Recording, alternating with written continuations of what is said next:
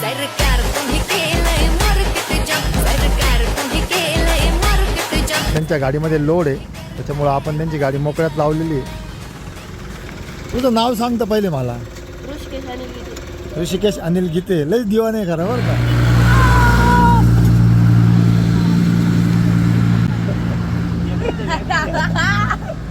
Next level दिवाणगी भाई. ऋषी दादा, कोणतं गाव आहे तुमचं? तळेगाव रोई. बरं बरं बरं. बघ तुला कोणची आवडते बघ. भाऊचं काय नाव आहे? तो तुम्हाला गाडी उघडून गाडी चालवून दाखवाल तरच घ्यायची. फॉल्टी पीस आम्ही विकत नाही, ते आमचं नुकसान आहे. शाळेत जातो भाऊ? कितवीला? अरे वा. भाऊ आपलं काय नाव आहे?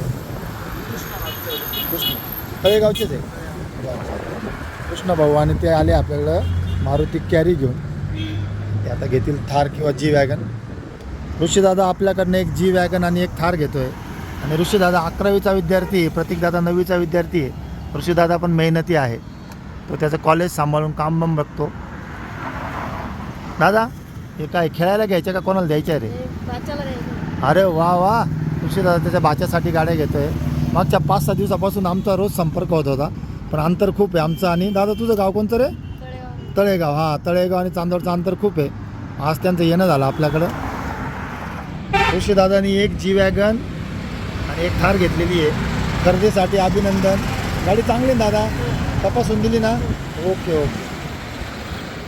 ऋषीदादाच्या गाडीमध्ये आता आपली थार आणि जी वॅगन चाललेली आहे.